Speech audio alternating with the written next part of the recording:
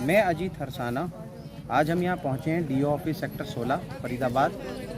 यहाँ पर बहुत सारे पेरेंट्स कई दिनों से हमको मालूम है 134A के रद्द होने के कारण, जिसके वजह से बच्चों के दाखिले नहीं हो पाए। पिछले साल के जिन बच्चों के दाखिले रुक गए, आने वाले बच्चों के दाखिले नहीं हुए, उस कारण से जो है अभिभावक बहुत ही ज़्यादा परेशान थे और सैकड़ों की संख्या में, हज़ारों की संख्या में कई दिनों से लगातार प्रदर्शन कर रहे थे।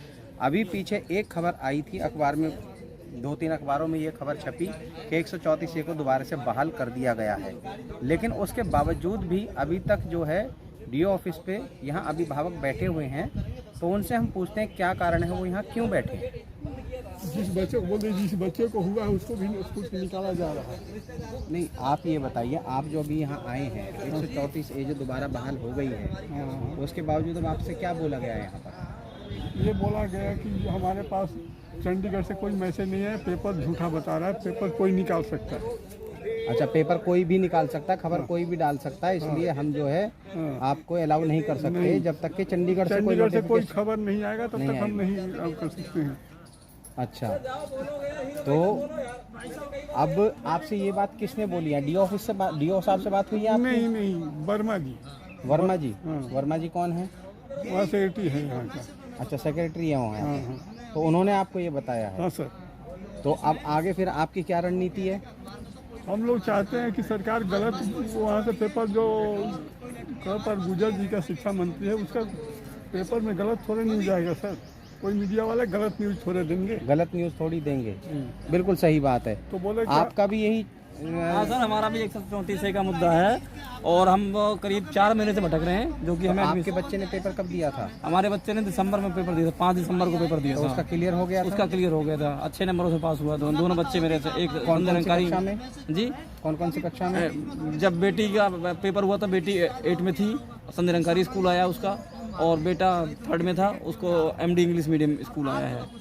दोनों को स्कूल सेलेक्ट हो गया था, लेकिन एडमिशन नहीं हुआ। उन्होंने फार्म ले लिए थे, उसके बाद भगा दिया कि जी एडमिशन नहीं होगा आपका और हम नहीं कर सकते। और 134A को रद्द कर दिया। 134 अभी आज हम वर्मा जी के पास अंदर मिल के आए हैं। वर्मा जी ने बोला मेरे पास तो वो लेटर है जो 134 से खत्म कर दिया है, चंडीगढ़ से मेरे पास कोई आदेश नहीं है, इसलिए हम एडमिशन नहीं करा सकते आप लोगों का। आप लोग घर जाओ, हमें परेशान मत करो। परेशान मत करो। और आपकी परेशानी का क्या हाल है? हमारी परेशानी यही है कि हमारा एडमिशन करा दिया जाए। तो आप अब लोग यहाँ कब तक फिर बैठे रहेंगे? जब इन्होंने मना कर दिया, अब आपके आगे क्या? हम तो रोज आएंगे, रोज इसी तरह धरना देंगे। अभी तो कम संख्या में आज आए हैं, लेकिन हम कल से परसों से ज़्यादा संख्या में जोड़ेंगे। हम गेट तक भी बंद करेंगे, हम इन्हें परेशान कर देंगे हर तरह से। हमारा एडमिशन जब तक नहीं हो जाएगा हम इन्हें काम नहीं करेंगे। आप देख सकते हो अभिभावक कितने परेशान हैं। सरकार की तरफ से अखबार में जो खबर आई थी उसमें ये कहा गया था कि 134A को दोबारा से बहाल कर दिया है, लेकिन यहाँ पहुंचने पर डीओ ऑफिस में वर्मा जी ने ये जानकारी दी है, जो यहाँ सेक्रेटरी हैं, कि भाई हमारे पास कोई चंडीगढ़ से किसी प्रकार का लिखित में कोई जवाब नहीं है। जब तक नहीं आएगा तब तक हम आपके लिए कुछ नहीं कर सकते।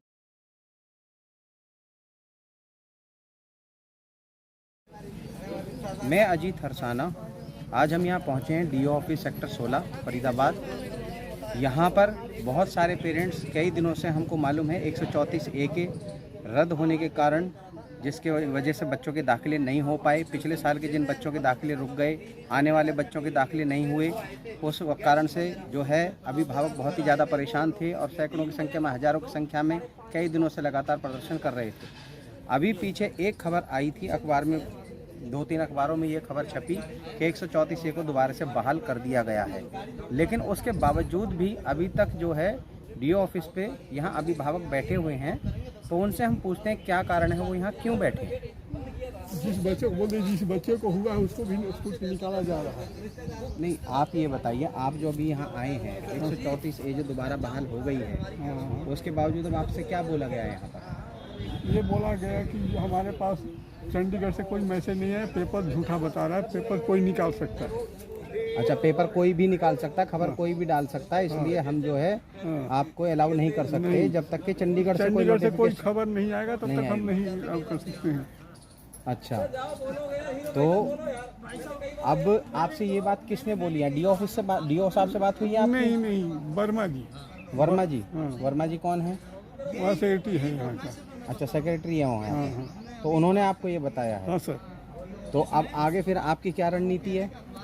हम लोग चाहते हैं कि सरकार गलत वहाँ से पेपर जो पर गुजर जी का शिक्षा मंत्री है उसका पेपर में गलत थोड़े नहीं जाएगा सर।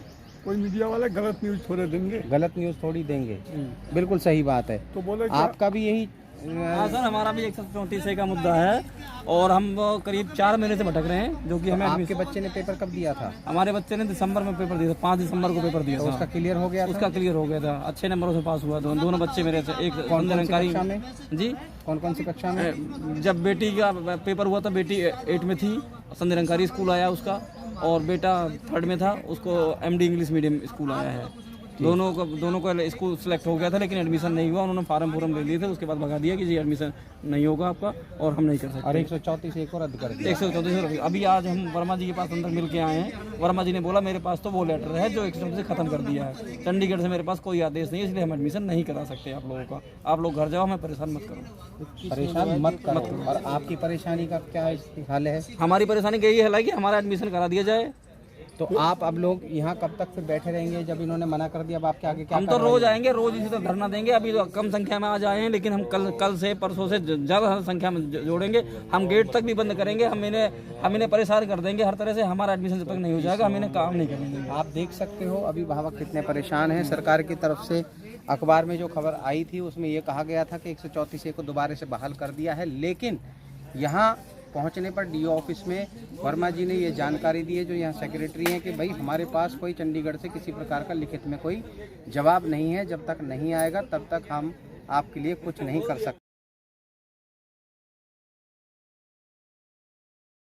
बैठे हुए हैं और वो कह रहे हैं कि कल से हम और ज़्यादा तादाद में आएंगे। जब तक हमारे बच्चों का एडमिशन नहीं होता हम यहाँ से नहीं हिलेंगे। इसके साथ साथ एक और केस हमारे पास यहाँ आया है, हम उनसे भी बात करते हैं कि उनकी क्या समस्या है। आपका नाम क्या है? हैं जी? कुसुम। तो कुसुम जी, आपकी बच्ची पढ़ रही है अभी? नहीं, अब तो 8th तक पढ़ाई थी उन लोगों ने, वो नहीं। तो आपके बच्चे का जो दाखिला हुआ था वो किस तरीके से हुआ था? वो 134 के पेपर दे रहे थे, 5 सेक्टर में जो पेपर दे रहे थे हाँ। उन्हीं में पास भी कब हो दिए थे वो उन्होंने? करीब 5 महीना हो गए। जो अभी ये भैया बता रहे थे उस टाइम ही पेपर हुए थे। शुरू में एडमिशन हुआ था तो EWS की वजह से। EWS की वजह से हुआ था। तो कौन सी क्लास में करवाया था जब आपने दाखिला? फर्स्ट में। फर्स्ट से और 8 तक फ्री पढ़ा। अभी कौन से स्कूल में पढ़ रही थी बच्ची? SOS में। SOS में। 28 सेक्टर। तो अब आपके पास क्या समस्या आई है आपको? समस्या यही है कि फीस मांग रहे हैं और उसमें बोल रहे हैं कि 9th क्लास से फीस लगेगी, अगर पढ़ानी हो तो पढ़ाओ, नहीं तो कहीं भी। यानी 134A के तहत आपके बच्चे का दाखिला हुआ, उसके बाद वो अब आपसे 9वीं से फीस मांग रहे हैं। 9वीं से फीस मांग। जबकि प्रावधान के अनुसार हमने जो जानकारी है ये है कि वो पहली से 12वीं तक के बच्चे की फीस नहीं लगती। तो ये कब बोला गया आपको? ये अभी बोला गया जो जिसमें एडमिशन हुए थे तुम्हारा 134 के बाद से। अच्छा। हाँ। तो अब यहाँ पेपर खत्म होने के बाद यही चीज वो वही कह तो अपनी मार्कशीट वो बच्चों की TC ले जाओ, कटा लो, ना तो 9th से पढ़ाएंगे तो फीस लगेगी। फीस भी सर बहुत ज़्यादा है। अगर हमारी कितनी फीस है? 3500 रुपये करीब फीस बताइए उन्होंने हर महीने की? हर महीने। और इसके अलावा जो यहाँ पर आपने आके किसी से बात की? हाँ, बातचीत की। ये बोल रहे हैं कि ये भी इन्होंने भी कह दिया कि जो जिस इससे आपकी बच्ची पढ़ रही है उस हिसाब से तो 8 क्लास तक पढ़ेगी वो, और 9th से तो क्लास मतलब फीस लगेगी। तो अब आपके पास कोई किसी तरह का विकल्प नहीं बचा है, तो अब आप क्या कर रहे हैं? आगे आपकी क्या कार्रवाई है? हमारी कोई कार्रवाई नहीं है। एक अब लिया है हमने DO ऑफिस से, एक लेटर सा लिख के दिया है, वहाँ स्कूल में धगाएंगे। इन्होंने बोला है कि स्कूल में धगाओ, कोई कार्रवाई अगर बच्ची। वो लेटर है आपके पास? हाँ, वो आप दिखा सकते हैं? हाँ, वो रहा हाथ में। वो लेटर आप दिखाएंगे एक बार? एप्लीकेशन लिखाया हमने। नाम नहीं पता, पर ऑफिस में अभी वो बैठे। ये लेटर हम आपको दिखाते हैं कि इनको एक ये लेटर दिया गया है, office of district education officer Faridabad to principal manager SOS Hermann sector 29 Faridabad, जिसमें बोला गया है कि जो है Churamal resident of Budhaina sector 86 Faridabad, mobile number ये एक कंप्लेंट रिसीव हुई है ऑफिस में, डायरी नंबर इतना, with the letter given reply with in 2 days, जिसमें 2 दिन में जवाब मांगा गया है। और आगे इसमें लिखा गया है EWS के तहत दाखिला करने के बारे में सविनय निवेदन है कि मेरी बेटी सोनिया डॉटर ऑफ चुरामल धोबी की SOS हरमन सेक्टर 29 विद्यालय में EWS के तहत कक्षा प्रथम से पढ़ती आ रही है, लेकिन अब EWS के तहत कार्य विद्यालय ने दाखिला में कक्षा दाखिला कराने की कृपया करें। यानी कि इनका चूरामल जी का कहना ये है कि इनकी बच्ची जो 8वीं तक उसमें पढ़ती रही है, अब स्कूल वालों ने साफ कह दिया है कि EWS कैटेगरी है या चाहे जो भी है, अब आपको फ़ीस देनी पड़ेगी। इस बारे में तकनीकी तौर पर जानकारी हमारे को नहीं है और इनसे ये बोला गया है कि भाई अभी आगे आपको फ़ीस देनी पड़ेगी, लेकिन फिर भी DO ऑफिस की तरफ से एक इनको लेटर दिया गया है जिसमें उनसे कारण पूछा गया है कि 2 दिन के अंदर उसका जवाब दिया जाए। हम कोशिश करेंगे स्कूल प्रशासन क्या जवाब देता है वो जवाब भी हमें पता लगे और आगे इनके बच्चे की फ़ीस माफ़ होती है या नहीं होती है या क्या कार्रवाई आगे होती है या DO ऑफिस से इनके क्या सहायता मिलती है, इसके बारे में जो भी हमें जानकारी मिलेगी समय आने पर चूरामल जी से हम लेंगे जानकारी और आपके साथ साझा करेंगे। इसी के साथ मीडिया वॉइस से मैं अजीत हरसाना, धन्यवाद।